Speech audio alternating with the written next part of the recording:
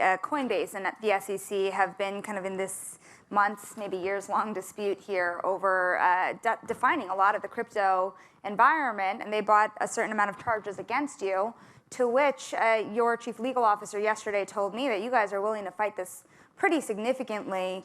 When you saw those charges brought against you, what is the first thing you did, and how far do you think you're going to have to go here? Yeah, well, this was not unexpected. We've been in discussion with the SEC for a long, long time.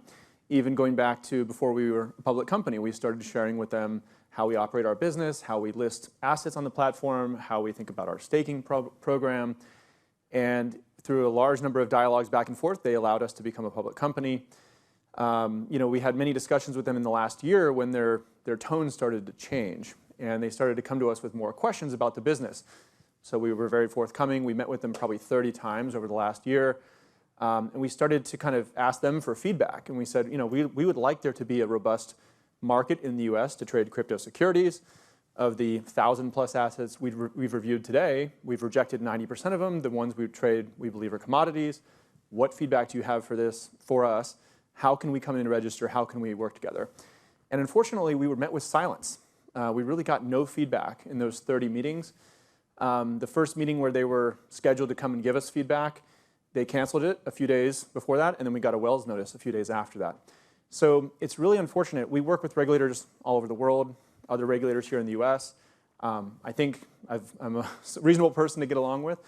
But unfortunately, the SEC under this chair has taken a regulation by enforcement approach instead of creating a clear rule book in the US that can allow this industry to be built in a safe and trusted way. When was the last time you personally met with Gary Gensler, and what did you say? Right. So when he first came in as the chair, I flew out to New York. I reached out to him. Our teams reached out. I tried to make an effort to connect with him in person because that's what I try to do whenever a new regulator kind of comes in. Unfortunately, we were not able to connect at that time. I'm not sure why we couldn't get on his calendar. And we followed up a few times in the year after that. We eventually got a meeting that was virtual. It may have been COVID related or something like that, but we were able to get a virtual meeting. But unfortunately, it was frankly like a pretty icy reception, I would say. We sort of came in hat in hand and said, "Hey, Chair Gensler, you've asked people to come in and register. Respectfully, we're here to register. What would you like us to do? What process would you like us to go through?" And his response was, "Talk to your lawyer. I'm not here to advise you." And that was kind of how the conversation started. And at that point, we realized there was a gap. We felt like this was an important technology that we felt needed to be built in a safe and trusted way here in the US, in a way that consumers were protected. And I don't know what his motivations or his personal views were, but it didn't seem like he was on the same page. So what does this mean for you if the government cracks down so hard on crypto, on Coinbase, the SEC? Does Coinbase exist in 5 years? Absolutely, we do. And I want to make an important point, which is that the SEC chair may have a certain point of view, but that's not representative of the whole US government. In fact, quite the opposite. I would say the SEC chair is really an outlier here, kind of in the US government. So when I meet with members of Congress, I think the broad consensus, probably amongst 80% of people I talk to on both sides of the aisle, it's a pretty reasonable view they have, which is we don't know exactly what this technology is going to become, but we're seeing every other major financial hub in the world move towards clear legislation. We need to make sure that this innovation happens in the US in a way that, again, let's just protect consumers. Let's apply some basic good ideas around AML, KYC, and audited financial statements, and make sure there's no wash trading. Let's create a clear market structure where businesses can understand which CFTC, SEC, who should they talk to about which types of assets. So Congress is recognizing this, and the White House is as well. Actually, the Biden administration put out an executive order about a year ago, kind of asking all the branches of government to sort of say, get your act together on crypto. There's some risks, but there's some real important opportunities with this technology. Let's create a clear regulatory framework. Will you fight this all the way to the Supreme Court? Do you think you'll have to, and do you have the financial resources to do that? Yeah, so even if this takes some time, that's okay. So in Q1, we were adjusted EBITDA positive as a company, even in the depths of this crypto bear market, if you want to call it that. We have over $5 billion on the balance sheet. right? So, and frankly, even though that this complaint came in from the SEC, it's really business as usual today, right? We're continuing to trade the assets that we have on our platform. We trade over 200 assets on our platform. The SEC complaint mentioned just 13 of them, so a relatively small percentage of the assets we trade. We also have business overseas in other countries. We derive a lot of revenue from other sources that are not related to trading fees. So Coinbase is well capitalized and adjusted EBITDA positive in Q1. I think we're going to be fine going to court. In fact, it's a relatively small portion of our company that, we have a great legal team, policy team, et cetera, that's working on this. And what I really want, 95% of the company to be focused on is just building great products for our customers and making sure we don't lose sight of that. And so this is a very serious matter that I'm going to work on with a couple of our executives. But really, the vast majority of the company needs to keep building because that's how this technology is going to ultimately benefit 1 billion people, hopefully. How long does the regulatory overhang last? The reality is this could take many, many months. And do you think that your investors might lose some faith, or even your customers, while you go through this? Yeah, well, I mean, look, this is not a new concept, right? There's been lots of discussion. The SEC has had rhetoric around this for several years that I think has influenced the market. And so the investors in Coinbase are, comfortable with that because it's all public, right? And it's not like some secret thing that's being revealed. And I think they're taking a long-term view that Coinbase is a very different company. We're kind of an N of one, right? We're really the only company that was based here in the US that went public, that has audited financial statements, that's taken a compliance-first approach. Even in this recent SEC complaint, by the way, that came out yesterday, it was unfortunate they sort of did it back-to-back with another complaint that went out there. And that may have been intentional to try to conflate the two. But I think people are smarter than that, and they recognize that this complaint against Coinbase, there were no allegations, no allegations of misappropriation of customer funds. There was no allegations of wash trading. Myself and the executive team were not named personally. It's really debating this more technical legal question of, are some of these assets commodities or are they securities? And I think that's something the court will have to decide to sort of get some legal press, some case law out there, which will ultimately benefit us because that's what we've been asking the SEC for a long time is how do we get more clarity?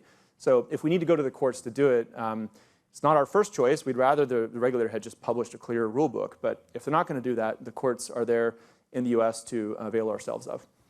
So part of this was about securities being registered or not in terms of how they're listed on your exchange, but part of this was about staking also. So staking obviously is becoming a more important part of the crypto ecosystem. Do you plan, based on how the regulators are treating staking, to wind down your staking service? No, we're not going to wind down our staking service. Again, as these court cases play out, it's really business as usual. We're going to continue to operate that. Staking only represents about 3% of our net revenue, but it's a very important function in the crypto community, and it serves an important part of these decentralized blockchains. And I guess I should mention also that Coinbase's staking product is architected and built in a way to be compliant, and we actually think it's materially different than some of the other ones out there which have been called staking. And so, yeah, we're going to continue to operate our staking business. So if users wanted their funds back in the staking service at this point in time, does Coinbase have the ability to service that at scale in case that there is a larger run on the staking business? Yeah, so staking is really something that's a decentralized part of these decentralized protocols. So Coinbase is really just, it's a pass-through mechanism. We're helping people access these decentralized protocols. So some of the decentralized protocols have, for instance, like a lockup period of some number of days when you initiate the withdrawal request. And so we're just making that kind of information available to the customer. But it's, all the funds are there backed one-to-one. When you're staking something, it's being pledged into these decentralized protocols. And we actually don't even have the ability to move it somewhere else at that point. We're just giving people access to these decentralized protocols. Should the business face withdrawals, does that have a material impact on Ethereum's price? And how does Coinbase prepare for something like that?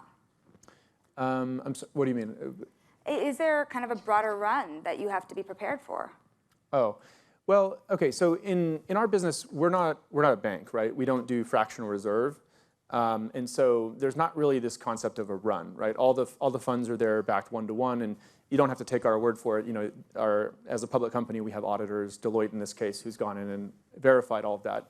You can kind of confirm it in our financial statements. So, if people want to withdraw funds, 100% of it is there. There's no such thing as a run, really.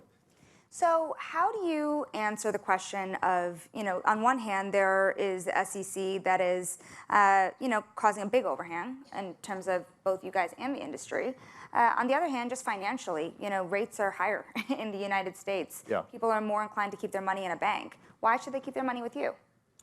Well, what's interesting in crypto, there's been the evolution of something called stablecoins, right?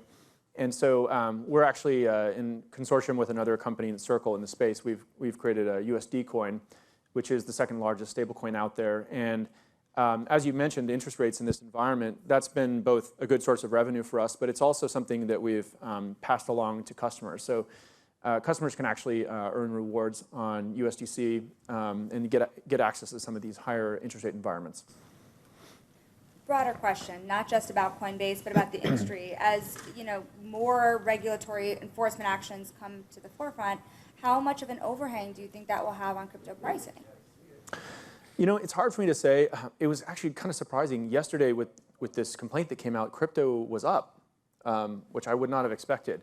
So I don't know what to make of that. I don't know if it means that people knew something was coming, but they expected it to be worse than it actually was, or if they just felt that they're still a believer in it or something. But I don't try to predict what's going to happen in these markets. We don't operate a hedge fund or anything like that. We just want to provide a good service to our customers around the exchange and all the products we offer. Before I let you go, I want to ask about not crypto. I want to ask about artificial intelligence. We've been talking about it all day. As a crypto entrepreneur, how do you see AI? Do you see it as a competing factor in terms of dollars going towards technology? Do you see it dovetailing with your industry at all?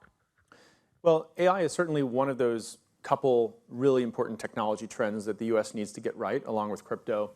And I think we're seeing a similar question start to happen in Congress along with crypto is like, hey, how should this be regulated so it can be done in a safe, trusted way? I do think there's a couple interesting intersections between AI and crypto. One of them is that, in the world of AI, it's so easy to mass generate things, whether it's a news article or images. And so the provenance of those and the authenticity of it can be a little bit hard to figure out. And in a world of crypto, one of the great things about crypto, with NFTs and whatnot, you can actually have a digital signature that proves, this was issued by Bloomberg or by Brian Armstrong or whoever. So I think it could be useful to track the provenance of creative works, whether that's text, audio, video, et cetera. The other thing that might be interesting is that a lot of these bots or autonomous agents in the AI sphere, they're going to need to go get things done in the world, right? People are already using them to sort of say, hey, order my groceries, or maybe build this website and spin up this server.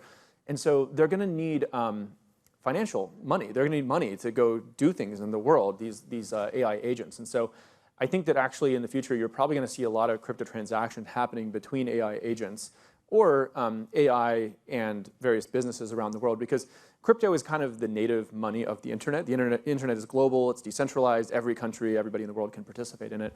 And so it wouldn't really make sense to use the dollar or the euro in a truly global context if you want to be country agnostic. So I think AI will use crypto more. How much are you actually working on that future?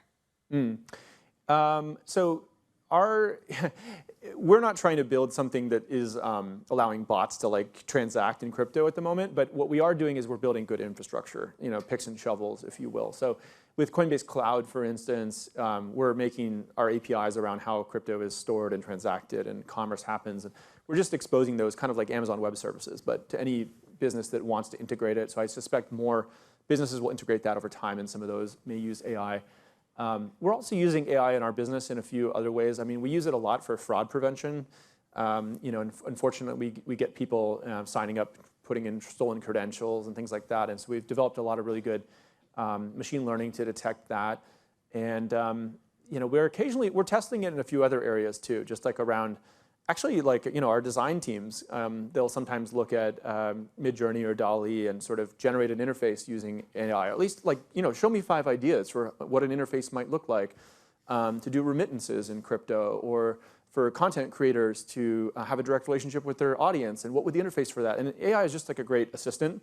It doesn't, I don't think AI really is taking people's jobs. It's taking tasks off their plates, largely, to make their jobs more efficient. And so having like a research assistant or someone like that, a tutor, a mentor, a therapist, whatever, everybody can have one of these paired with them, and I think it'll just make humans more productive.